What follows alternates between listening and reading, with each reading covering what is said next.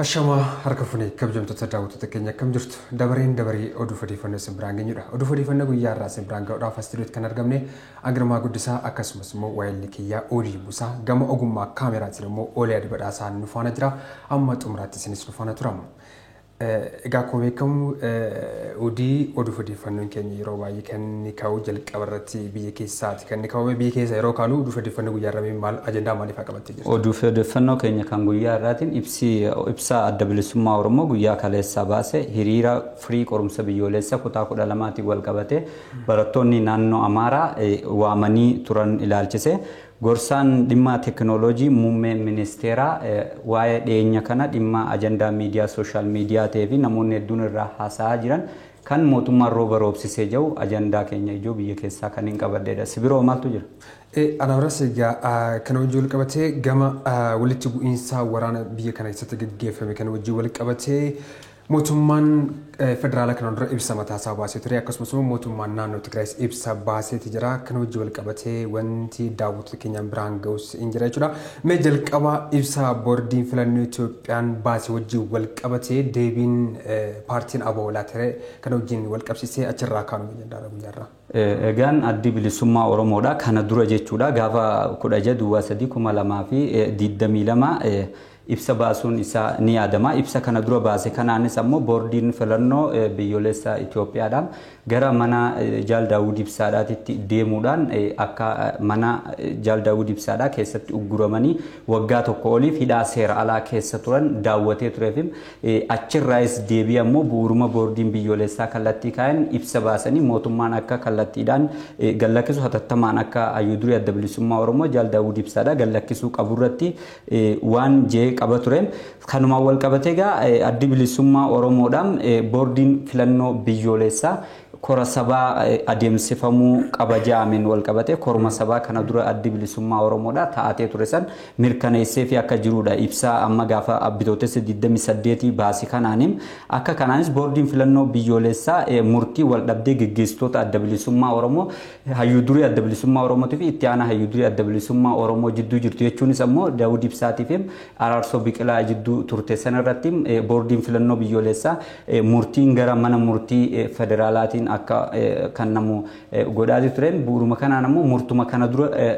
akka kan namu taasisan boordiin filannoo biyyoolessaa kun ammoo gajjabeessee sanuma kan mirkaneesse ta'uudhaan ibsa guyyaa kaleessaa bitootessa 28/3/2022 baafame irratti addi bilisummaa Oromoo kan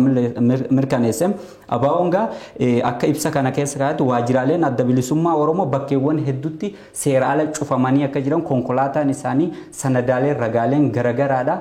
akka jalaa guuramanii jiran humnatti kan mootummaa biyya bulchuutiin qabeenyi dhaabichaa akka funaanamee jiru guutumattuu harka mootummaa akka jiru dabree ammoo addi bilisummaa Oromoo qabsoo karaa nagayaa adeemsisuudhaaf eega biyyatti galee Eertirarraa eega dhufee asitti ammoo qabeenyi isaa bakka garagaraatti guutummaa biyyattii keessatti jalaa saamamaa akka jiru humnatti biyyoolessaatii fi qaama garagaraatiin qaama mootummaatiin dabaree ammoo kanarras dabaree ammoo sadarkaa adda addaatti hooggansi adda bilisummaa Oromoo miseensonni isaanii deeggartoonni isaanii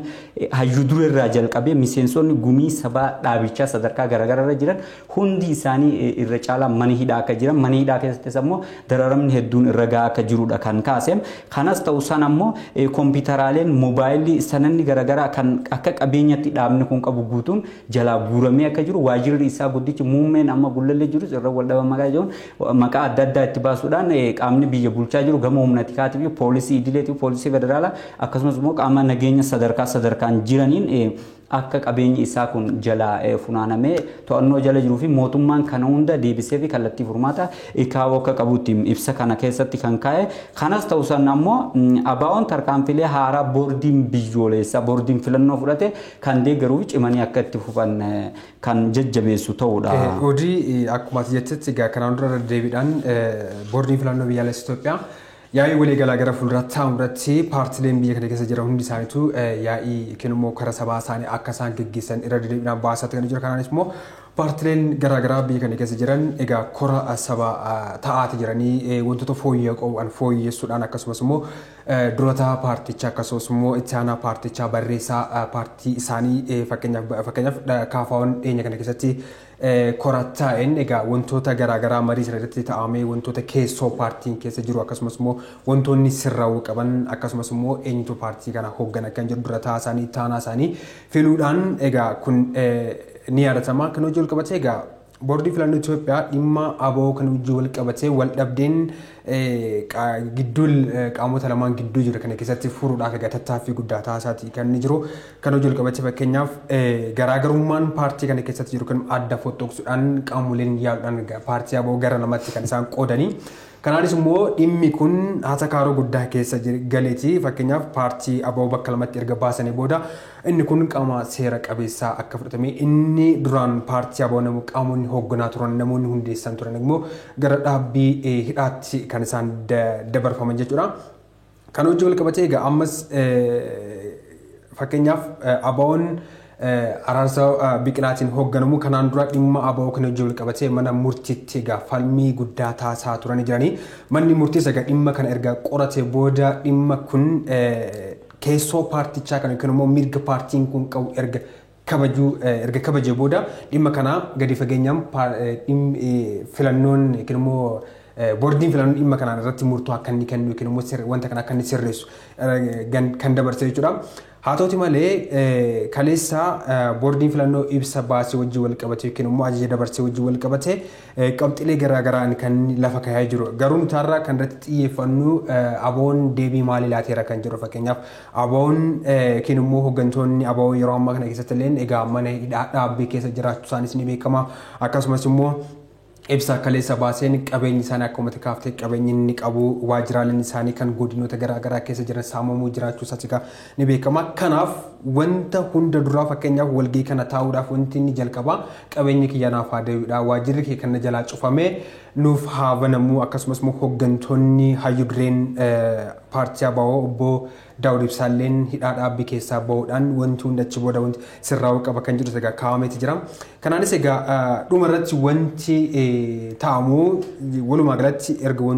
qabeenyi saamamee jiru dokumentiiwwan paartii kun qabu hooggantoonni akkasumas immoo gaggeessitoonni paartii manni hidhaa garaagaraa keessa jiran hundi isaanii erga ba'anii booda mariin kun ni taasifama kan jedhu. Egaan akkuma ta'etti Girmaa adda bilisummaa Oromoo tokko qofaatu jiraani adda bilisummaa Oromoo araarsoo biqilaatiin durfamu adda bilisummaa Oromoo achi adda bilisummaa Oromoo asii wanni jaamuun jiru kun jalqabarraa kaasee adda bilisummaa Oromoo biyya kana keessatti gaafa bu'uureffamee dantaa Oromoo fi Oromiyaa kabachiisuudha akka dhaabatti addatee hundaa'urraa kaasee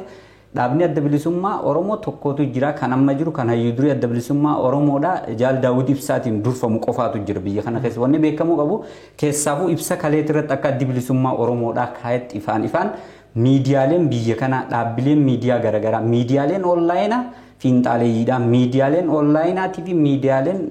biyyoolessaa kan silaa mootummaan qabulleen wayita maqaa dabsanii akka ifiin barbaadanis seeraala adda bilisummaa Oromoo fuudhanii akka kennaa yookaan ammoo akka kootaadhaan yookaan ammoo lafa akka 10-20 namaa hiruu baransanitti hirantu mul'ata jechuudha. Adda bilisummaa Oromoo abbaa barbaadanii yeroo yaamaniiti agara kun ammoo seer dhablummaadha. Kun ammoo dambii ittiin bulmaata miidiyaa biyya kana kabajuu dhabuudha. Kanaafuu irraa qusachuu qabanii je adda bilisummaa Oromoo ibsa guyyaa kaleessaa baaseen keessaafuu dhimma miidiyaatiin wal qabate waa'een akkaataan isaan hooggansa adda bilisummaa Oromootii fi dhaabicha itti kaasaa jiran sirrii miti kanarraa if qusachuu qabu. Adda bilisummaa Oromoo kana booda yoo wanni akkasii jiraate gara seeraan gaafachuutti illee akka deemuu malu maaliif adda bilisummaa Oromoo tokko kan boordii filannoo biyyoolessaatiif mirkanaa'ee jiru kan uummata Oromoo birattis Oromoo fi Oromiyaa birattis sadarkaa biyyatti sadarkaa addunyaa sadarkaa Afrikaatti gaanfa Afrikaatti beekamu adda bilisummaa Oromoo tokko qofa innis adda bilisummaa Oromoo kaleessarraa hamma irratti hegeree Oromootii fi Oromiyaa kan ta'e adda bilisummaa Oromoo tokkitti muufiin biyya keessatti karaa qabsoo nagaatti makame qabsoo karaa nagaa gaggeessuuf galee qofa ta'uu ibsa isaa san keessa mirkaneessuudhaan kanarra achi dabruudhaan ammoo maqaa adda bilisummaa Oromoo jiru abbummaan fedhe akkanuma ganda keessaa ol ka'e gootiidhaan gareedhaan achi fottoqee warra isaaniitiin yaamu mana isaaniitiin yaamu hulaa isiitiin yaamu ganda isaaniitiin yaamu hin danda'u jeeti jira jechuudha. Kanaaf addi bilisummaa Oromoo tokko qofa addi bilisummaa Oromoo ka ganamas jiraachaa ture ka kaleessas jiraachaa ture ka har'as jiraachaa jiru ka borus jiraatuuf jiru adda bilisummaa Oromoo tokko qofaatu jira jechuudhaan ibsa kana keessatti kaa'e. Dhimma kana hojii jalqabatee qaamoleen garaagaraa akkasumas namoonni dhuunfaa garaagaraa sababa paartii kanaatiin egaa ibsa garaagaraa kanaan dura baasaa turanii jiru akkasumas immoo miidiyaaleen garaagaraa irratti duudhaan egaa ejjennoo garaagaraa kan immoo ejjennoon paartichi hin qabne fa'aa kanaan dura kaasuu isaaniitiin wal qabatee egaa ibsa kaleessaa irratti wantoonni yookiin immoo miidiyaaleen kanaan duratti dhimma ABO irratti ibsi isaan baasaa turan paartii ABO bakka kan bu'u miti itti gaafatamummaas hin qabnu kan jira miidiyaaleen kamiyyuu yookiin immoo dhaabbanni kamiyyuu ammaan booda waa'ee paartii ABO ibsaas yookiin immoo waan odeeffannoo barbaadu hunda karaa dhaabbii yookiin immoo paartii ABO obbo Daawud Ibsaatiin hoogganamu irraa qofa akka isaan argatanii akka isaan gabasan egaa kan isaan addeessan jechuudha. Akka hojii walqabatee egaa dhuma irratti hanga ammaatti qabsoon karaa nagaatiin taasisuudhaaf egaa kan isaan mormii yookiin immoo qabsoo karaa nagaatiin taasisuudhaaf kan isaanis egaa qopheessanii jiran kanaanis immoo hanga ammaatti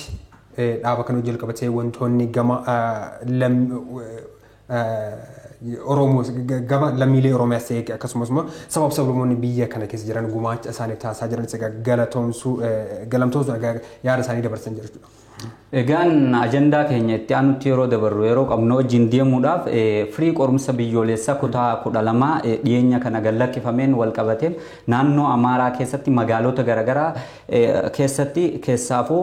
bifa adda ta'een hiriira waameeti ture naannicha keessatti hiriira kana ammoo hiriira waamame kana firii qorumsa biyyoolessa kutaa 12 dhiyeenya kana gallakkifameetu sababa ta'eef dhimma firii qorumsa biyyoolessa kutaa 12 kana wal qabatee ammoo mootummaan illeen komii isaanii dhagee osoo jechaa jiru dhaabbanni abagaar Itoophiyaa yookaan abdoosmaan ofiisiin illee osoo dhageetiin jira komii isaanii jiru isaan ammoo karaa baransaniin fiinxaaleeyyiin naannoo Amaaraa xiqqarraa hanga guddatti guddarraa hanga xiqqatti jaarsarraa hanga jaartitti manguddoorraa hanga dargaggoodhatti wal qindeessuudhaan qaamni tokko osoo keessaan hafin bakka qaamni mootummaan naannicha saniitillee hiriira san deeggarutti hiriira guddaa yaamaniitu turan jechuudha guyyaa kaleessaatii fi torbaan kana keessatti ta'us garuu hiriirri fiinxaaleeyyiin biyyatan itti jeequudhaaf biyyi tun akka jiddugala hookkaraa taatu biyyi tun akka tasgabbiin arganne biyyi tun akka gaaga'ama siyaasaatii fi dinagdee hawaasummaadhaa keessa seente kana keessaa hin baane biyyi tun akka ija addunyaa keessa seentu ajandaa godhuudhaa qabatanii deeman kan biyya kana shororkeessuu baransan daran lafa qabachiisuudhaaf itti deemaa jiran san milkeessuudhaaf karoorfatanii itti deemaa turanii kanas ta'u san garuu isaan karoorfatanis gaa qaamni nageenya naannichaa bifa kana dura baratamee hin beekneen miidiyaa irratti illee maqaa ifii tolfachuuf illee ta'u hiriirri san akka fashalaa'u godhee akka jirudha odeeffannoon keenya guyyaa har'aan tana kan achirraa argannee fi dhaabbilee miidiyaa garaagaraatirraa arganne kan ibsu mootummaan naannoo Amaaraa keessa hojiin seera dhablummaa jaarmoonni seera dhableedha kan biyya tana daadarkeessu kan hegeree biyyattii tanaatiif yaaddoo ta'e balarra buusu biyya kana gaaga'ama guddaa siyaasaadhaatiif kan waraana biyya kana keessatti adeemaa ture kan kaaba biyyattiitti aane bakkeen itti hookkarri addaa ta'e ni kaaja'amee yaadamuu fi hegeree biyya tanaatiif hegeree nageenya biyya kanaatiif lammiiwwan biyya kanaatiif yaaddeessaa ta'e naannicha san ta'utti jira jechuudha. Kun kana yeroo jennu naannoo san keessa hidhannoo milishaan kophee hidhataa hawaasni guutuun kophee hidhataa fannoo jenii dhaabni fiinxaaleeyyiin qoftiin itti walitti qabame kan dargaggoota naannichaa lootee seentoota irraa ijaarame kophachi keessatti hidhata mootummaan kophaadhee hidhata abbootiin qabeenyaa kophee hidhatti naannichi hidhannoo qofa ta'etti jira jechuudha. Kanaaf hojiin seera dhablummaa naannoo parsantii 100tti gaggeeffamaa jiruu fi naannichi naannoo olaantummaa seeraa mootummaan halkanii fi guyyaa osoo hin jenne tarkaanfii hatattamaa irratti fudhachuu qabu mootummaan federaalaa bakka xiyyeeffannoo laaluu qabu ta'ee osoo jiru ajandaa yeroo kanaa godhuudhaaf ammoo ajandaa isaanii kana keessa milkeeffachuudhaaf firii qorumsa biyyoolessa kutaa 12 kana ka'umsa taasifatanii naannicha keessatti dhaabbilee siyaasaa garagaraati wajjin hunda wal qunnamuudhaan naannoo Amaaraa san keessatti barattoonni keessaaf waldaa barattoota naannoo Amaaraa kajootu jira. Waldaan barattoota Amaaraa kun sadarkaa naannoo qofatti osoo hin taane biyya sadarkaa Afrikaatti akka addunyaarra wal gurmeessanii jiran waldaan barattoota naannoo Amaaraa kajoo kun. Waldaan kun ammoo kaayyoon isaa barattoota keenya barattoota Amaaraa sababa Amaarummaa isaaniitiif qofa akka waan ajandaa barumsaa keessaa baasutti naannoon baranne godhuudhaatti barumsaan dhaloota isaanii kuffisiisutti ilaala waldichi kun. Sababa kanaatiin kan ka'e hiriirri kun yaamame ture. Hiriira mootummaan ammoo hiriiraaf ibsa mootummaan naannoo Amaaraa gara miidiyaa naannichaatiin beeksiseen gara kominikeeshinii naannoo isaatiin beeksiseen ammoo hiriirri kun beekamtummaan kan inni fi magaalaa guddittii naannoo Amaaraa keessattis ta'u bakka adda addaatti hiriirri kun yoo kabajamu taate qaamni seeraa olaantummaa seeraa akka kabachiisu ibsi kakannee jiru. Sanuma hordofuudhaan gaa akkuma jetti ibsa saniin olaantummaa seeraa kabachiiseeti jira. Ta'us garuu ammallee sosochiin isaan itti jiran waan hedduu nama rifachiisuuf nama naasisuuf. Baay'ee dhaawudii amma asirratti karaan duralleen naannoo Amaaraa keessatti beekamtii bulchiinsa mootummaa naannoo Amaaraatiin ala akkasumas immoo bulchiinsa yookiin immoo beekamtii mootummaa naannoo federaalaatiin ala yeroo garaagaraatti hiriira bahuun isaanis ni yaadatama. Kanarratti immoo yeroo mootummaan tarkaanfii irratti fudhatu sagaan gammaatti wanti argamee hin jiru. Fakkeenyaaf kan yaadatu yoo ta'e karaan duratti hiriirri kutaalee Amaaraa naannoo garaagaraa keessatti hiriira bahanii turanii egaa sanitti dhimma sanii ijoo wal qabate immoo wantoonni uummataaf uummata walitti buusan dhaadannoowwan garaagaraa barreessuudhaan dhaadannowwan garaagaraa sagalee isaaniitiin dhageessuudhaan akkasumas immoo miidiyaaleen garaagaraa sagaa dhaadannoo isaanii kanas dhaadannoon isaanii yeroo sanitti kaasaa turan kan uummataaf uummata walitti buusu fakkeenyaaf kanaan duratti kaasuun ammatti barbaachisaa miti dheetii yaada. Haa ta'utu malee irra deebiidhaan ammas wantoonni akkanaa kun fakkeenyaaf dhimma qormaata firii kutaa 12 kana wajjin wal qabatee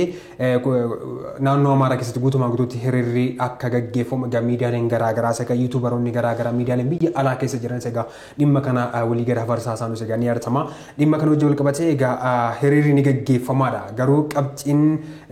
kutaa 12 kana wajjin wal qabatee ministeerri barnootaa fakkeenyaaf qabxiin barataa tokko haala kamitti fakkeenyaaf yoo rakkoo inni qabate akkaataa inni qabxii kana sirreeffachuu qabu karaa onlaayinis ta'e akkaataan ittiin qabxii kana sirreeffatu ministeera barnootaa haala mijeessa jira. Fakkeenyaaf karaa onlaayitiin koomiisaa dhiyeeffachuun akkasumas ammoo waajjiraatti akkaataa koomiisaatti dhiyeeffatan haala mijeessa jira. Kanaaf barattoonni naannoo Amaaraa keessa qofa osoo hin ta'in barattoonni kutaalee garaagaraa keessa jiran dogongora qormaata isaaniitti uume immoo akkaataa isaan sirreeffachuu qaban mootummaan isaaniif haala sirreesseeti jira. Garuu fakkeenyaaf wanti kun kibba keessatti kutaalee Oromiyaa garaagaraa keessatti illee qabxiin barattoota baay'ee jalaa badee jira yookiin immoo rakkoo irratti uumamee jira. Kana immoo koomiisaan dhiyeessaa jiran immoo haalli qabxiin isaan ittiin sirraa'u immoo mootummaan gama isaatiin shoora mataasaa bahatee jira. Garuu mootummaan naannoo barattoonni kun xalayyiin naannoo Amaaraa keessa jiran garuu bakka mootummaan jiru yookiin immoo bakka mootummaan naannoo Oromiyaa haalli isaan qabxii kanatti sirreeffachuu qaban osoo isaanii mijatee jiru hiriira nagaa bahanii dhimma kana gara dhimma ajandaa biraatti gara jijjiiruutti kan isaan deemaa jiran. Kanuma wal qabatee asirratti mootummaan dhugaadha haala itti barattoonni firii barnoota isaanii namoonni komii qabu kamiyyuu barataan guutuu biyyattii keessa jiru sirreeffatu diriirsee jira. Guutuma biyyaa keessatti barattoonni naannolee hundaa sarara mootummaan diriirsirra deemaa firii barnoota isaanii osoo diriirfachuuf ilaallachaa jiranii komii karaa mootummaan kaayan osoo sirreeffachuuf deemaa jiranii ajandaan naannoo Amaaraa qofa keessatti fiinxaaleeyyiin oofan kana maalii jee mootummaan jala bu'ee ilaaluu danda'uudha qaba. Fakkeenyaaf bakkeewwan tokko tokko kan hiriirri kun itti gaggeeffameef nama muraasaan ba'anii humni nageenyaa adda facaase irratti yeroo ilaallu ajandaan isaan dhaaddannoon isaan qabatanii deeman tan dhimma barnootaatii fi barumsaan waliif firooma qabduu miti ajandaa siyaasa kophaa of keessaa qaba. Mootummaan faannoo dhabamsiisurraa ifaa eeguu faannoon abdii uummata Amaaraati faannoon humna uummata Amaaraati faannoon ammoo abdii biyya kanaati dhaaddannoo joofaadha. Dhaaddannoo Amaara yookaan ammoo dhaloota keenya jenereeshinii Amaara gabataa barnootaati ala sochiin godhuudhaaf mootummaan taasisu haadha buuja'u waan akkanaa kana fa'aa qabatanii baa jiru. Kun ammoo komii barumsaa barataan firii qorumsa kutaa 12 irra qabuun waliin qabatu dhaaddannoon isaan qabatanii baan kun maal garsiisa? waan sirnoota dabre keessatti nafxanyoonni sirni feenxaaleeyyii godhaa ture san akka waan yeroo ammaa kana keessa jaarraa kana keessa biyya kana keessatti taa jiruutitti hawaasa biyyattiidhaa qabsiisuudhaaf yaalii isaan godhaa jirantu mul'ata jechuudha. Gabataa barnootaatirraa sabaa fi sablammootaa fi ilmaan cunqurfamtoota guutuu biyya kanaatitti dhiibaa kan ture ilmaan qonnaan bulaa akka hin baranne barumsaan akka waliin agarre ka godhaa ture jenereeshinii meeqa biyya kana keessatti uummata faayidaa ta'u gabataa barnootaatti ala godhe akka uummanni dukkana wallaalaa keessaan baane kan godhaa ture guutumaan guututti sirna nafxanyaa wal duraa duwaan biyya kana bulchaa turani malee sirni ammaan tana jiru haa xiqqaatu haa guddatu sirna wayyaanee dabaree san keessattuu dhiibbaan akka isaan dhaaddannoo irra qabatanii dhufanii kun hin baane waan ta'eef ilaalcha dogongoraa naannoon Amaaraa tiifim hayyoonni isaanii barattoonni isaanii qabatanii ba'an kana ammuma ganamarraa kaasanii bu'uura irraa mootummaan sirreessuun barbaachisaadha jechuu barbaadeeti. Hojii gama biraatti immoo kan cenuuti immoo egaa odeeffannoon keenya egaa akkuma tufeetti jira. Dhiyeenya kana keessatti egaa miidiyaaleen biyya keessatti dhimma hongee fi dhimma roobaa kana wajjin wal qabatee egaa oduu garaagaraa gabaasaa jiraachuun isaaniis egaa ni yaadatama. Dhiyeenya kana keessatti kun immoo bara kana keessatti egaa irra caalaan kutaalee Oromiyaa akkasumas immoo Somaaliyaa gaanfa Afrikaa dabalatee egaa lammiileen hedduun saba hongeetiin egaa daran miidhamaniiti jiranii kanaanis immoo loon horiin isaanii kumaatamaan kan lakkaa'amu immoo egaa jala lubbuun isaanii darbeeti jira akkasumas immoo lammiileen miiliyoonaan lakkaa'aman immoo qe'ee isaanirraa buqqa'uun isaanis egaa ni yaadatama. Kun hundi immoo kan dhufe sababa hanqina roobaati. Sababni hanqina roobaa kun ammoo balaa hongee egaa naannoo kana keessatti naannoo kutaalee Oromiyaa kana keessatti akka mudatudha kan ta'e. Haa ta'uti malee egaa akka yaadatu ta'e abbootiin Somaalee keessa jiran akkasumas immoo abbootiin gadaa kan abbootiin jaarsoliin garaagaraa kan Gujii fi Boorana keessa jiranis egaa kadhannaa dhiyeenya kana keessatti taasisaa turanis egaa ni yaadatama. Kadhannaa isaanii kanaanis immoo halkanuma sana keessatti egaa kutaalee kana keessatti bokkaan kun roobuudhaan gammachuu isaan keessatti horeeti kan inni jiru. Egaa barii sana keessatti ammoo bokkaa roobuu kan wajjin qabatee miidiyaaleen kanneen akka Faanaa fi miidiyaaleen mootummaa baay'een isaanis mootummaan yookiin immoo bokkaa kana akka inni roobsee jirutti gaggabaasuu isaanis egaa ni yaadatama. Kanaanis immoo dubbii ijoo miidiyaalee hawaasaa torbee kana keessatti dhiyeessee jira. Fakkeenyaaf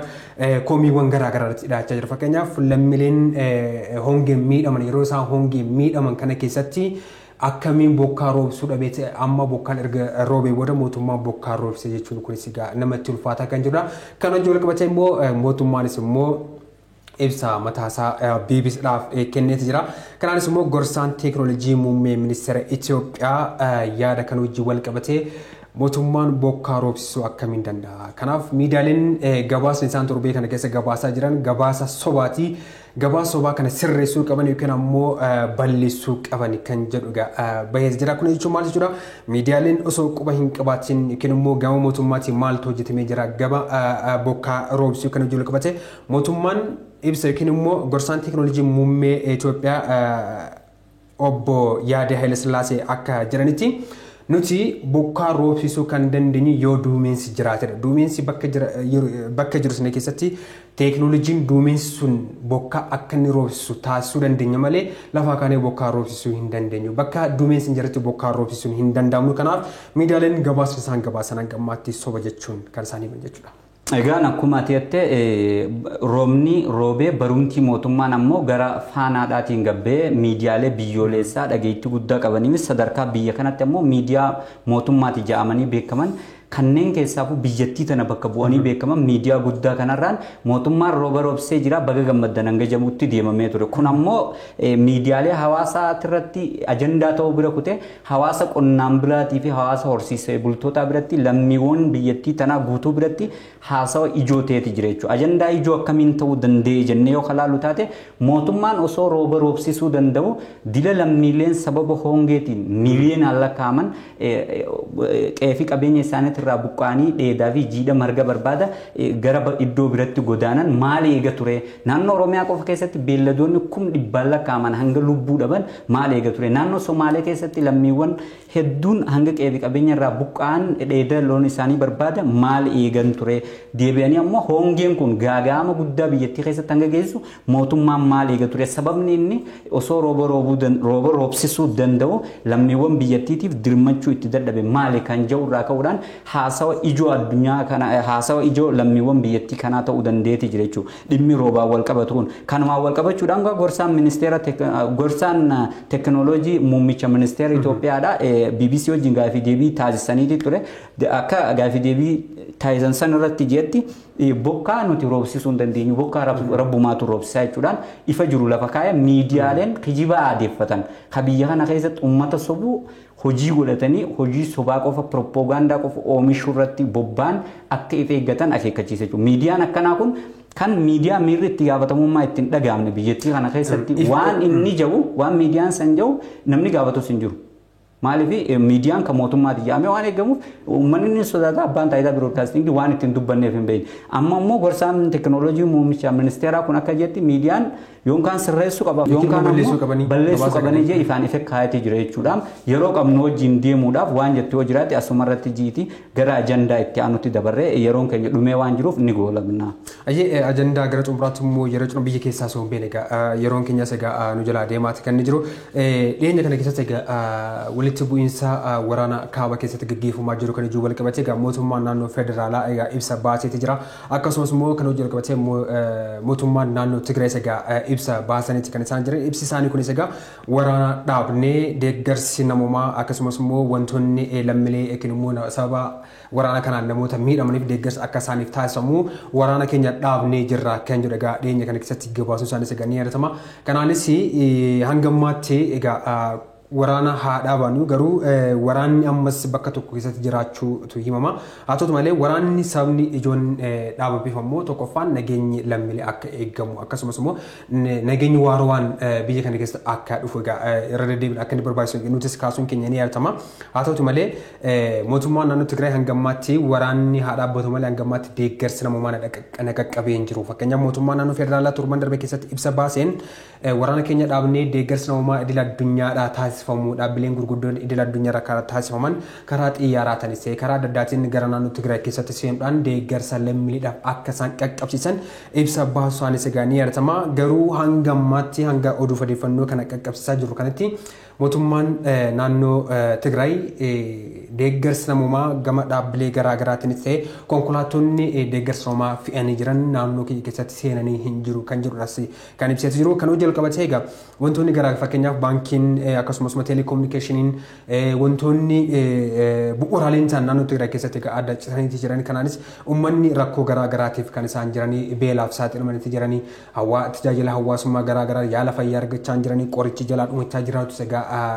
naannoon Tigraay egaa kan isaan ibsan jechuudha. Kanuma jennee oduu odeeffannoo guyyaa irraa. Egaan xumura irratti dhimma Raashiyaa fi Yuukireen xiqqishoo kaasnaa jilli Raashiyaa fi Yuukireen dhukaasa dhaabuu irratti mari'achuuf biyya Turkii Istaanbul galaatee jiru akka odeeffannoon hanga ammaa argannee jettutti egaa bakka bu'oonni biyyoota lamaanii kaayyoon guddaan guyyaa irraan tanaa gara Istaanbulitti imalaniif Turkiidhatti dhukaasa dhaabuu irratti mari'achuudhaaf biyyi Yuukireen ammoo biyya gaafii dhukaasa dhaabuudhaa qabduu fi hawwii qabdu fedhii agarsiisaa jirtu jalqaba irratti taatus Ameerikaa fi Yuukireen ammoo Raashiyaan dhukaasa ni dhaabdii turra gamanumaan akka ganamaan shakkii qaban ibsataati jiru. Kanas ta'u san ammoo ibsa osoo walga'iin dhukaasa dhaabuu Yuukireenii fi Raashiyaa kun Istaanbulitti eegalamin pirezidaantiin biyya Turkii Recep Tayyip Erdogan baasaniin miidiyaaleef kennaa jiraniin Vladimir Putin kan Raashiyaatii fi Zelenskiin Yuukireenis ammoo obboleeyyan keenya michoota biyya keenyaatiin akka haalata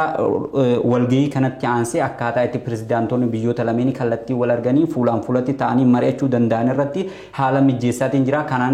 Kanaanis wal qabatee gara keessaatiin isaan lameen wajjin dubbachaatiin jira waan akka ji'oota akka miidiyaaleef ibsa kannaniiti jiranii sanirraa dabree immoo nageenya biyyoota lamaanii nageenya addunyaatiif nageenya ardii Awurooppaatiif irra dabree nageenya addunyaatiif murteessaa waan ta'eef dhimmi kun manguddummaan xumuramuu akka qabu ibsuudhaan dhukaasa dhaabuun kunis ammoo akka milkiin xumuramu waliigaltee yookaan jilli Raashiyaa fi Yuukireen kan Istaanbul Turkiitti imalaa jiran kun waliigaltee dhukaasa dhaabuu kanarra ni ga'an jenneeti abdannaa mariin kun marii milkii akka ta'u ni hawwine jechuudhaan pirezidaantiin Erdogan osoo yaa'iin yookaan walga'iin dhukaasa dhaabuudhaan kan Istaanbul Turkiitti adeemsifamuuf jiru kun hin jalqabin dura yeroo muraasa duratti ibsa miidiyaaleef kanneen beeksisaniiti jiranii yeroo qabnu wajjin deemuudhaaf gaa oduu fi odeeffannoo keenya kan guyyaa irraa gamanumaan goolamnee daawwattootaa fi hordoftoota TVFIB'tti nageenya keenya dhaamne yoo gargar baane gaariidha Girmish.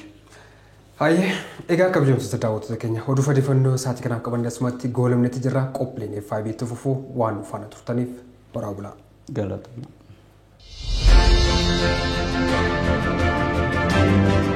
Preview.